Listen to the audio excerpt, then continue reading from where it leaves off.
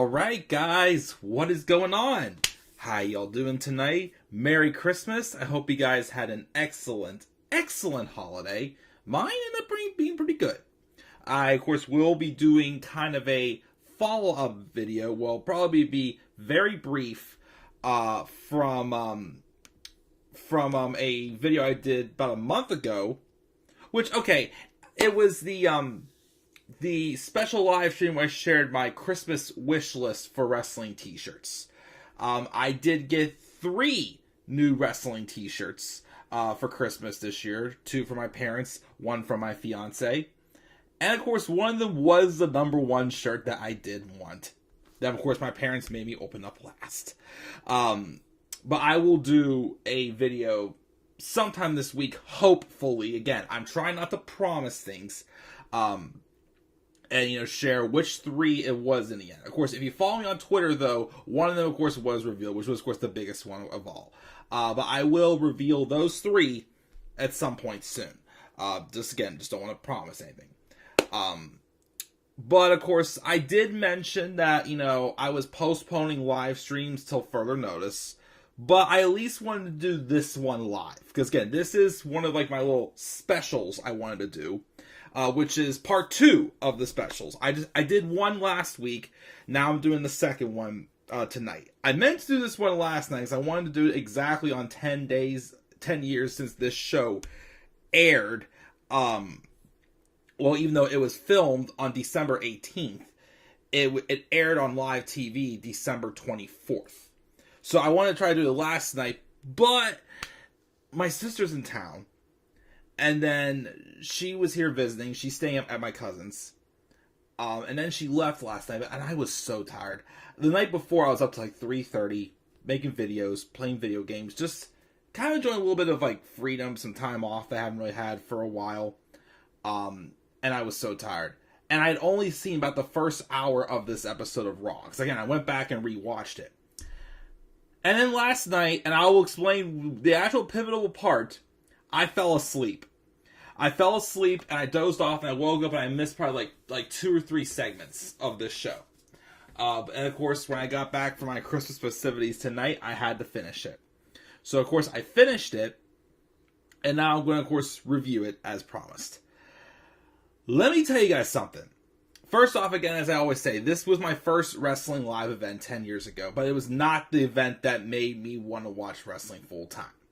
Again, after these tapings, again, I only went to these tapings because I just made some new friends in college, and I just wanted to, just chill with them. So they asked me if I wanted to go to this wrestling live event. I'm like, cool, I'll go with you guys, just chill. I borrowed one of my friend's John Cena t-shirts for the night, and I literally just had no clue what was going on the whole night. I just remember calling Damian Priest pink shorts. I remember Santa Claus, getting hit by a car, and, World's Tallest Christmas Elf, which, of course, that'll be a pivotal moment in this stream, of course. And then, of course, John Cena chucking a bowling ball into Alberto Del Rio's crotch. And here's the thing. I'm pretty sure back then, watching it live was horrible. Watching it in person was horrible. And again, I didn't understand what was going on. Watching this show again, with commentary involved, and seeing the actual production of the show, oh my god. Oh my goodness. So SmackDown I thought was meh, like the SmackDown show. This one was painful.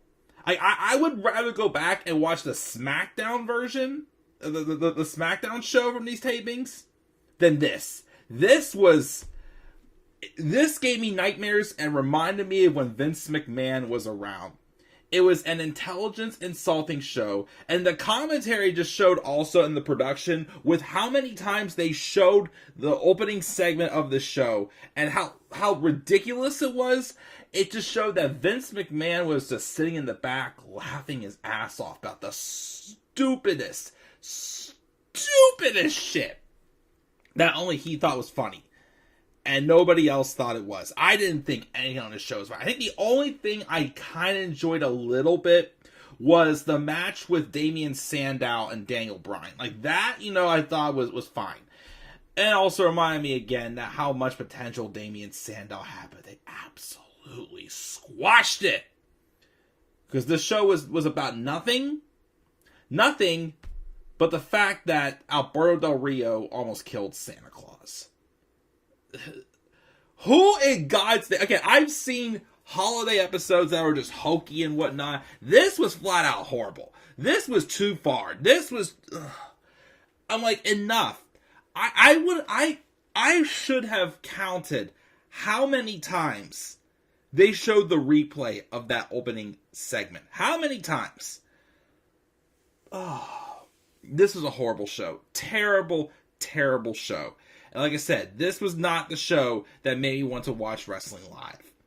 Again, after this, until I started watching live, which again, was the show that made me want to watch live, was SummerSlam 2013. But after this, the only other two shows I had ever watched for wrestling was the Rumble and WrestleMania. That's the only two shows I had watched in between this live event and SummerSlam 2013. Were those two right there. Oh boy. So first let's check the live chat. I do see we have Tyler here. Thank you for joining me when we hear Tyler. Merry Christmas. I say it again. 2012 was a down year in wrestling. Oh yeah. That we had John Laurinaitis. The whole AJ Lee storyline got flubbed big time. What else really happened? I mean, WrestleMania 28 was good. I did enjoy that WrestleMania when I watched it. Again, from the end of an era match, Cena and Rock once in a lifetime. That was a lie, FYI. Even Jericho and Punk was amazing. But yeah, this, I definitely can see why people thought 2012 was not a good year for wrestling. And I do, of course, agree with that. But yes, and he wants Charlotte back and Horseface to be fired. Tell you what, Tyler, I gotta be honest again, that, since I'm taking a break from live streams right now, that is one thing I miss, is hearing your, how much you hate Ronda Rousey in my live chat. That Divas belt sucked. The whole concept of Divas was horrible. And I was reminded, of course, in this episode as well. Let me see here. Del Rio running over Santa was dumb. Oh, yeah. And now that I know more about what happened after that, it was even more stupider. And I'll rant about that, of course, when we get to it. He did not care about Sandow. I disagree again, because I loved Sandow, but, that's okay. And though that, again, he didn't book him well, so I don't blame you. And that whole Vince thing with Austin Theory and Horseface pissed me off this year. At least they actually are making Austin Theory, interesting, though. Again, I do like what we're doing with Theory now. But definitely back then, no. But let's get into this show. And let's just talk about it. I'm not even going to go in order. I'm just going to just, touch on each point. And just, go from there. So, again, the main story, the story arc of this episode was at the beginning, they brought out Santa Claus, which we found out at the end based off of, what he did. It was Mick Foley dressed up as Santa Claus. And then you hear Alberto Del Rio's music. And again, another person that I just brutally hate. I'm sorry, I never have, never will become a fan of Alberto Del Rio. The fact they brought him back for a year, I was still pissed by that. And now I've heard rumors here and there about him coming back. No. That is one man that I never ever want to see again live on my TV. Del Rio. I don't. But that's back when it was his early days in the company, and he was making his entrance, driving his big expensive car out. And even watching this, I'm just like, this was so stupid. They made Santa look stupid. They made Del Rio. Del Rio comes out and runs into Santa. Santa gets hit by a car, and then a tree from the stage falls and lands right on his head. Del Rio's getting out like, oh my gosh, I'm so sorry, it was an accident. When you're driving, like, not even 5 miles an hour. First off, I would both look stupid. Both Santa and Del Rio looked absolutely stupid in this. Because Del Rio's driving slow as hell. Santa is clear as day, day, in the way, and the horns blowing. You can't tell Santa would not notice Del Rio's coming in. And then of course Del Rio's like, oh my god, it was an accident. It was an accident. Isn't Del Rio at this time a heel? And then the backstage where everybody's like trying to figure out what's going on with Santa. What's going on with Santa? And again, to a point that there's probably actual children there believing this is all real. Probably people who, I'm not going to go that far because, they don't know who's going to be watching the stream. But anyways, just that whole concept that they may have killed Santa or whatnot, wherever heck they're trying to go with this, I thought it was just absolutely, stupid. But I also thought it was a little crossing the line also. But because of that, they sent in Super Cena, who's coming off the worst year of his career, yet he still got voted Superstar of the Year. Yeah, that's your worst year of your career. With that, also, you beat Brock Lesnar. You get to make out with AJ Lee. What else did he do? He won Money in the Bank. Okay, yes, he failed the cash in, of course, yes, but it's still not the absolute worst year of your career. Oh, and you saved Santa Claus, apparently, too. So that's when Booker T sets up this Miracle on 34th Street fight in the main event with Cena and Del Rio. And at first, again, Del Rio is like, it was an accident! It was an accident! But then there's a promo there where it's like, it wasn't all my fault. Santa got what he deserved. And then, of course, we have the match, and it was a clear comedy fest. Again, I wasn't watching full-time back then. This is my first live event. But, of course, what I realized, too, the commentary, the way Cena was booked in this match, he was, just laughing, doing this. It reminded me exactly, and I hate to make this comparison again, exactly about Roman Reigns when he started getting the big Superman push. That's what it was, and that's of course why people compared Roman Reigns to John Cena. This was just a pure comedy fest. Throughout the night, we had these mega updates on Santa. Again, every one of them showing the car accident, the crime scene thing, which again was also pitiful and annoying. And then it was just a freaking comedy fest. I think, Ricardo Rodriguez got involved a few times, did a bunch of stupid crap. There was, a fire extinguisher involved. Steel chair. Del Rio had... Cena launched a bowling ball in between Del Rio's nuts and whatnot. It was a very, very Vince McMahon, laughing show. Definitely, again, I've seen, other holiday episodes. Most of them are just boring, just was what it was. This was downright, ridiculously, bad comedy and everything. It was pitiful. It was, God, thank goodness I'm sitting there that night just showing my friends, having no idea what's going on. Because I watched this, and again, seeing the production and hearing the commentary for this whole show sucked even worse. Because of the crap they're saying on commentary, the reference, it's forced reference that only one person would understand, which of course Vince, of course. And then Santa came out at the end because Ricardo Rodriguez was trying to choke Cena out with a sleeper hold, and Santa came out. He whacked Ricardo with his bag. And then he does this is how, of course, we do was Mick Foley, because he did a Mr. Socko with a stocking into Del Rio's mouth. And then Cena hits the AA and gets the victory. And what's even dumber than this, they have, of course, Del Rio commit this horrible crime by hitting Santa with his car. To then, a week later, for no reason, turn him babyface and have him beat the Big Show for the World Heavyweight Championship? How do you go from putting nuclear heat on Del Rio for, again, something ridiculous and unrealistic, hitting Santa Claus with a car and putting him on his deathbed, to having him turn face a week later and to win the world title? I knowing what all happened after that, I'm just what was the point of this? Which again, I realize, we know what that point is. It's the fact that Vince McMahon needs a good laugh, and he got himself a good laugh with a bunch of stupid, cricket-sounding crap that happened on the show. And again, this whole storyline based off the entire show with this whole thing with, John Cena getting revenge on Alberto Del Rio for almost killing Santa. And I'm just like, this is so stupid. It's not funny. Heck, again, this was my first wrestling event.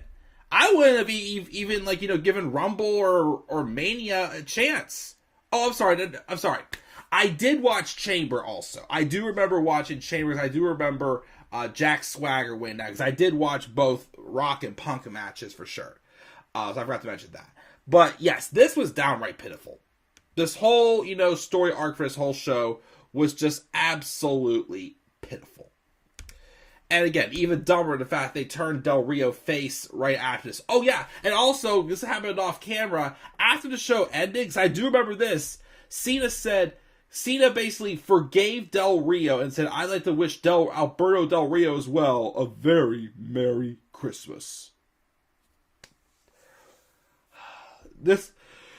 It was just horrible. Again, if I would have understood the wrestling business back then, I would have been embarrassed by this. I would have been embarrassed by this whole storyline, this whole show right here.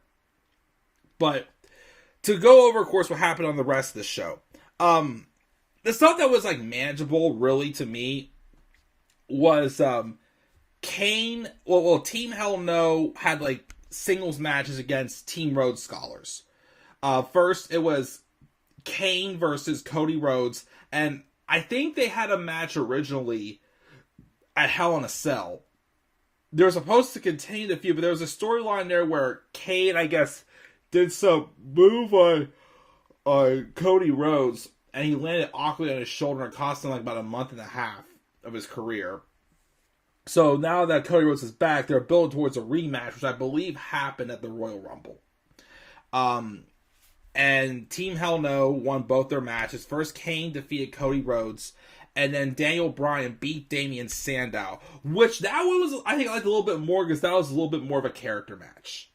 Damien Sandow being the intellectual mass of the Saviors, or I keep forgetting the gimmick name. I've heard it how many times, but definitely showed that he had the charisma, he had the talent, and they just screwed him. And then, of course, Daniel Bryan, doing no and whatnot. There was also a segment where Kane and Daniel Bryan got each other presents, and Bryan was upset that he didn't get a slammy. So Kane got him a slammy, and then Bryan got Kane a dog. But then Kane was like, "Oh, dinner for me," and then Bryan's like, "No! Animals are friends, not food!" And he goes run away, and Kane's like, "Wait, Bryan, can't we work this out?" Probably the only thing, though, that I got a little bit of enjoyment out, though, on this show. The rest of it, oh, God. We had, backstage, 3 backstage segments with Dolph Ziggler and AJ Lee. And, this is my favorite Christmas movie ever. They're rewatching when AJ turned on John Cena. To then having a segment later on where AJ was in her robe, and then she just opened it up and exposed that she was in a tight Dolph Ziggler outfit or whatnot. And then they read a book that was basically a modified, version of the story about how AJ turned on John Cena, and it led to AJ and Dolph basically making out and getting ready to have sex, and they fell into the tree and knocked it over, and they were laughing. I'm pretty sure that was a Vince idea, of course, them doing that. So that, crap was bullshit. We also had, what else do we have here? We had this Santa's Helper 8 Women Divas tag match. Alicia Fox, Caitlin, Layla, and Natalia teamed up against Oksana, Eve Torres, who was Divas champion at the time, Rosa Mendez, and Tamina Snuka. All in very skimpy Santa outfits. Yes, that includes Tamina as well. And it just reminded me about how much at the time literally divas did not matter whatsoever. They were just there for the appeal. That's all they were there for. And of course you hear the annoying chants, they're a bunch of 5-year-old girls, whatnot. It was pitiful. The baby faces won the match, and it was just stupid. Oh, yeah. And then we had a non-title match with Big Show and Sheamus. Big Show, of course, was the World Heavyweight Champion at the time. But it was a lumberjack match. But they called it a lumberjack frost match. Big Show, again, this reminded me of why I hated Big Show as a heel. When he was booked as a heel in like 2015 and whatnot. Because instead of making him like an intimidating, dangerous giant, he was a heel, but he sounded like a big, whiny little kid. In this match especially, there was a moment in the match he was holding Sheamus in a rest hold. And he starts screaming the lyrics of Rudolph the Red-Nosed Reindeer at the Lumberjacks. Why? I literally do not know why. And of course, commentary trying to make all these horrible jokes and whatnot. It's just, it was so bad. And then of course, Sheamus won a non-title match, which again, champions losing 1,000,000 times clean is just ridiculous. And I was reminded of that. So yeah, that was a complete waste of time. And seeing Big Show lose. Zack Ryder had a random match with David Otunga. Oh yeah, and then, okay, so, remember I said I fell asleep when I was trying to watch the second half of the show last night? This is when I fell asleep. So, I guess at the time, I don't remember the whole story, but Brad Max, of course, screwed over screwed over Ryback in the Hell in a Cell match at Hell in a Cell that year, to now try to get a random contract with WWE. He had wrestled on SmackDown and lost, and then they're going to pick another opponent for him on this show. So first they thought it was Hornswoggle because he came out. But then out came, instead, the world's tallest Christmas elf, the Great Khali. Yes, Great Khali wrestled Brad Maddox in a Christmas elf costume. Like I said, one of the few things I actually did remember about this show. Again, the world's largest Christmas elf. Again, Mike, how did you become a wrestling fan after seeing this show like this? Again, I don't know. I literally do not know how I still, became a wrestling fan. Like I said, I just was there to chill with friends. But then, of course, you had to have something else to get my attention. But yes, Great Khali, of course, won that slow and boring match. But that's the last thing I remember before I fell asleep. That was Great Khali making his entrance in that elf outfit. And Brad Max yelling at Hornswoggle in the ring because he didn't want to wrestle Great Khali. So Khali won. Brad Max still does not have a contract. How he got it, I don't know. And I really don't care. Because Brad Max just seemed like that type of guy that just... He was another Baron Corbin. He just got heel heat. Very, very, very cheap heel heat. So we got through that painful thing. So we did have Daniel Bryan and Damian Sandow. We had another promo with CM Punk, who again was out on crutches. He dissed on the Pittsburgh Steelers, even though I'm surprised he didn't diss on the Pittsburgh Penguins, because I'm sure as more of a hockey fan, he hates the Penguins more than the Blackhawks. I mean, he did say F them during his media scrum interview at All Out. Fuck the Pittsburgh Penguins and whatnot. Because he's a huge Blackhawks fan, of course, from Chicago. But basically, it was almost the same segment we got on SmackDown from the SmackDown taping, except Ryback came out and announced that it was going to be a TLC match instead. Which, of course, a lot of the stuff that Punk was saying in this promo just made me think back to his Art of Wrestling promo. So I'm like, yeah, a lot of this probably is more real, if you want to more so say that. So I listened to this promo, I'm like, yeah, there's probably some truth to this, but, it is what it is at this point. So that, of course, set up for that match on the first Raw of January, TLC, of course, that they had to do because The Rock was coming back and they had to get Punk and Rock started. And, of course, Punk did because Vince said, Phil, I'll owe you one. We had that. We had a random 12-man tag match with Brodus Clay, Justin Gabriel, Santino Marella, the Usos, of course, with their face, not their face paint, but they had their old gimmick. Hearing their theme song again, of course, when they won the match at the end, because they won the match, brought back memories.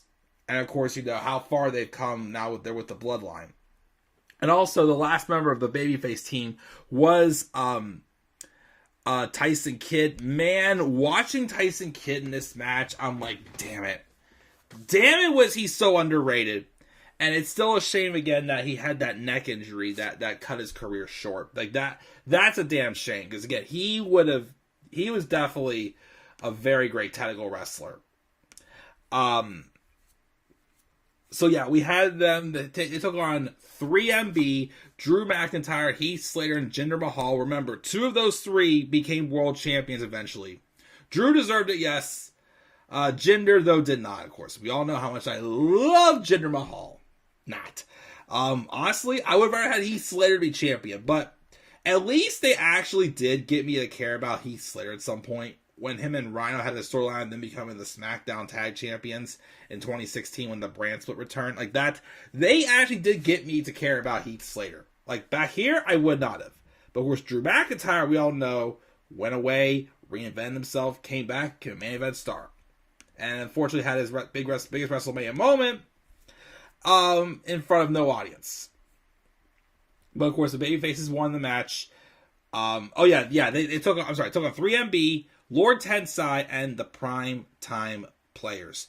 I did enjoy, I think it was Tyson Kidd mocking Titus O'Neil's hurrah, whatnot in it. But yeah, the babyfaces won. That was that. And then, of course, that main event, the Miracle on 34th Street fight.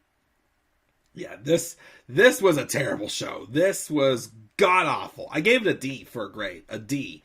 The Punk and Ryback promo was what it was. It was basically a repetition of SmackDown, except a stipulation was added. Again, the only stuff I kind of enjoyed, again, was the segment with Punk and Bryan. I mean, not Punk and Bryan, with Kane and Bryan in the gifts. And then Bryan's match with Damian Sandow. But the rest of the show, dumpster fire. Just complete dumpster fire. Still, in my opinion, probably the worst holiday episode I have seen. For sure. Even though, of course, I didn't watch them live. But again, watching it, though, with hearing the commentary and seeing the entire production made the show even worse for me. And like I said, I watched this and I just easily think, yep, Vince made this up. He's probably laughing. Oh, yeah. Also, I forgot to mention this. After the Great Khali won, they gave the microphone for him to say Merry Christmas. And the referee was like, and the commentary was like laughing and making fun of it, basically. I'm like, yeah, that's Vince. Again, I get it, he probably was always hard to understand with his accent, but Vince probably used Great Khali just for the laughs. Just for the laughs that only he thought was funny and nobody else thought was. So yeah, this show got a D for me for this retro live review.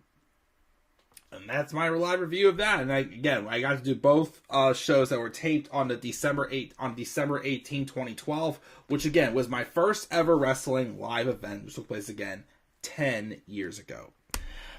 In the live chat, let me see here. We got Tyler saying, with the whole Theory winning Money in the Bank and losing on the United States Championship was awful and destroyed the Money in the Bank. And Horsebait's coming back this year and buried the women's division on SmackDown pisses him off. Del Rio sucks. AJ Lee's overrated. This is out of touch. Big Show was a dangerous heel in 96 or 2006, which I could probably agree.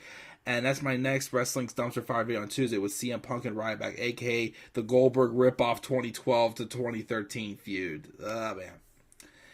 Indeed, for sure. But guys, I'm going to check out here and probably go to bed. Again, as I said probably in my couple videos I did do this week, since Raw tomorrow is more going to be like a year in review show, I'm going to skip Raw tomorrow. And also, since it was pre-taped, I skipped SmackDown this past Friday. Took a little break. Didn't really need to, review both those shows. I will review AEW this week. And I'll also review SmackDown this week. But anytime I get over the next couple of days, I'm just going to try to get caught up with all the baseball videos. As anything else that I do as well. Like I said, though, for now, though, until I get some things personally, nothing horrible, just a bunch of changes coming my way with me, preparing for my wedding and whatnot this coming year.